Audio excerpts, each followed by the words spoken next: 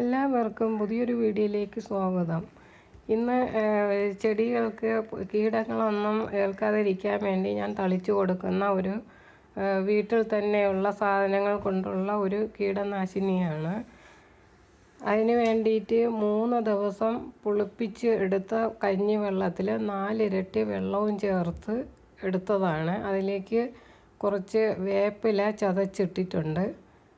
ഇനി ഇതൊന്ന് അരിച്ചെടുക്കണം. ഇതിപ്പോൾ നല്ല സ്മെല്ലുണ്ട്. 3-4 ദിവസം ഇരുന്നാലും കുഴപ്പമില്ല. അത്രയും സ്മെല്ലുണ്ടെങ്കിൽ കീടങ്ങളൊന്നും അടുക്കില്ല. ആ സ്മെല്ലും ഈ വേപ്പിലയുടെ നീരും ഇനി 1 സ്പൂണ് മഞ്ഞൾപ്പൊടിയും കൂടി ചേർത്ത് കൊടുക്കുകയാണ്. ഇതൊന്ന് നന്നായിട്ട് കലക്കുക. ഇനി ഇതിൽ വെള്ളമൊന്നും ചേർക്കണ്ട. ഇതിപ്പോൾ നല്ല തെളിഞ്ഞ വെള്ളമാണ്. ഇനി ഇതൊരു സ്പ്രെയറിലേക്ക് ഒഴിച്ചു കൊടുക്കാം. തീരെ കട്ടിയില്ലാത്തതാണ്. അങ്ങനെ തളിക്കുമ്പോഴേ ഇലയിലും എല്ലാത്തിലും അത് നിറയെ തളിക്കാൻ പറ്റും. സ്പ്രേ ചെയ്യാനും ഇതാണ് സൗകര്യം. സാധാരണ കറിവേപ്പിലയിലെല്ലാം ഒരു കറുത്ത പുഴു വന്ന് ഇലയിലിരിക്കുകയും ആ ഇലയെല്ലാം തിന്ന് തണ്ട് മാത്രമാക്കി ഇട്ട് പോവുകയും ചെയ്യും. കറിവേപ്പിലയിൽ ഇലപ്പുള്ളി രോഗം ഉണ്ടാവുകയൊക്കെ ചെയ്യും. പക്ഷേ ഇങ്ങനെ ചെയ്തു കഴിഞ്ഞാൽ തീരെയും ഒരു അസുഖങ്ങളും അതിനുണ്ടാവുന്നില്ല. ഇപ്പോൾ കറിവേപ്പില ചട്ടിയിൽ നട്ടിട്ടുള്ളതാണ്. ഇത് ഇനി ഇതിൻ്റെ ഇലയിലേക്ക് ഇത് നിറയെ സ്പ്രേ ചെയ്ത് കൊടുക്കുക. അതിൻ്റെ മൂട്ടിൽ നിന്ന് ചെയ്യാവുന്നതാണ്. ഇത് ഒരു കീടനാശിനിയാണ്, നല്ല ഒരു വളവും കൂടിയാണ്.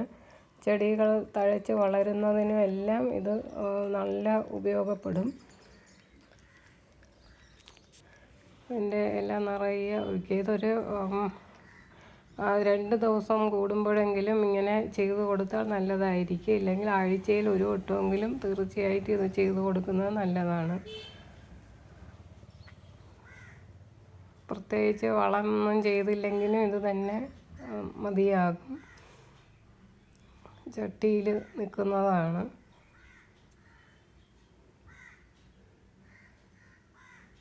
ഇത് കൃഷിഭവനിൽ നിന്ന് കിട്ടിയ കത്തിരി തൈ.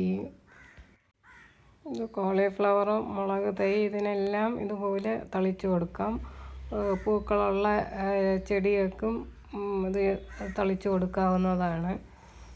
ഇതൊരു മുളക് തൈയാണ്. അതിലും നിറയെ തളിച്ചു കൊടുക്കുക. ഇല്ലെങ്കിൽ ഇത് പെട്ടെന്ന് മണ്ടയിലൊരു കുരുടിപ്പ് അസുഖം ബാധിക്കുകയും മുളക് തൈ പെട്ടെന്ന് കുരുടിപ്പ് വന്നു പോവുകയും ചെയ്യും. ഇത് ഒരു മുളക് തൈ ബ്രൂൺ ചെയ്ത് വിട്ടതാണ്. ഇപ്പോഴും എല്ലാം കിളിർത്ത് നിറയെ പൂ വന്നിട്ടുണ്ട്. ഇതിനെല്ലാം ഇതുപോലെ തളിച്ചു കൊടുത്തിട്ടുണ്ട്.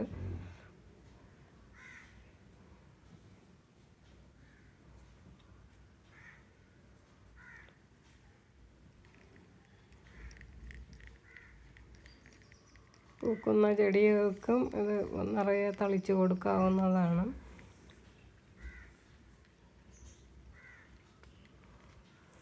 ഇത് സാധാരണ വെള്ളം ഒഴിച്ചതിന് ശേഷം മാത്രമേ ഒഴിക്കാവൂ. ഇല്ലെങ്കിൽ ഇത് തളിച്ചിട്ടാണ് വെള്ളം ഒഴിക്കുന്നതെങ്കിൽ അതിൻ്റെ എഫക്റ്റ് പോവും.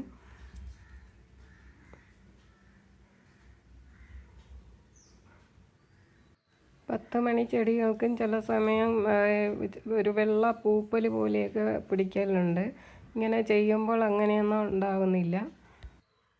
ഇതൊരു പിരിയം മുളകിൻ്റെ തൈയാണ്. പൊടിക്കാൻ വാങ്ങിച്ച മുളകിൻ്റെ വിത്ത് ഇട്ട് പിടിച്ചു വന്നതാണ്. അതിൻ്റെ മുളക് കണ്ടാലറിയാം അതിൻ്റെ നീളം കൊണ്ട്.